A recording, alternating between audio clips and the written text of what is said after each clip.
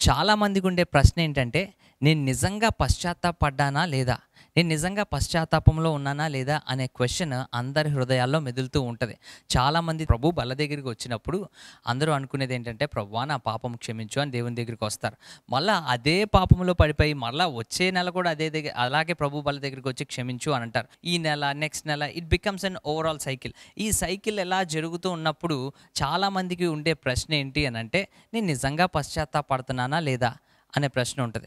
నిజముగా పశ్చాత్తాపడ్డావా లేదా అని మన జీవితంలో ఎలా తెలుస్తది అనంటే, ఇక్కడ భక్తుడైన దావీదు 51వ కీర్తనలో క్లియర్‌గా వివరిస్తున్నాడు. ఒకసారి చూద్దామండి. నీకు కేవలం నీకే విరోధముగా నేను పాపం చేసి ఉన్నాను. నీ దృష్టి ఎదుట నేను చెడుతనం చేసి ఉన్నాను. దావీదు భక్తుడు చెప్తున్న మాట. నిజముగా పశ్చాత్తాపడిన హృదయం ఎలా ఉంటది అనంటే, దేవుని దగ్గరికి వచ్చినప్పుడు, ప్రభువా నేను నీ ఎదుట చెడుతనం చేశాను ప్రభువా. నీ హృదయాన్ని గాయపరిచాను ప్రభువా.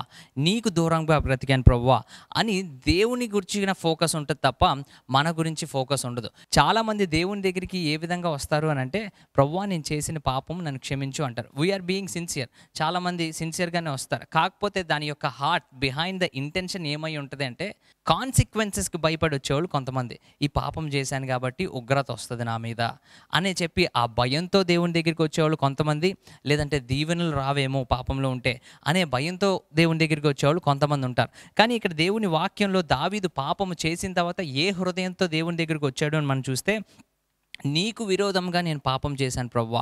నీ హృదయాన్ని నేను నొప్పించాను ప్రభువా, నన్ను క్షమించు అని చెప్పి దావీదు భక్తుడు దేవుని దగ్గరికి వచ్చాడు. ఇక్కడ మొదటి వచనంలో చూస్తే, నీ కృప చెప్పున నన్ను కరుణింపుము, నీ వాత్సల్య బాహుల్యము చెప్పున నా అతిక్రమములను తుడిచివేయుము అనే మాట మనం చూస్తున్నాం. ప్రభువా నా క్యారెక్టర్ని బట్టి కాదు, నేను చేసిన తప్పిదమును బట్టి కాదు ప్రభువా, నీ కృప చెప్పున, నీ వాత్సల్య బాహుల్యము చెప్పున నా అతిక్రమములను తుడిచివేయము. Not because of my character Lord, it's all because of you. నీవు చేసిన పని వల్ల, నీవు సిలువలో చేసిన ఆ పని వల్ల, నీ ప్రేమ వల్ల నన్ను కనికరించి నన్ను శుద్ధినిగా చేయి ప్రభువా అని.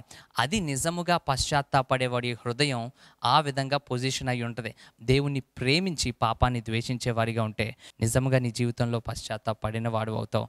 పశ్చాత్తాపానికి తగిన ప్రతిఫలంగా దేవుడు నీ పాపములను తుడిచివేసి నూతనమైన ప్రారంభం నీకు ఇవ్వబోతున్నాడు.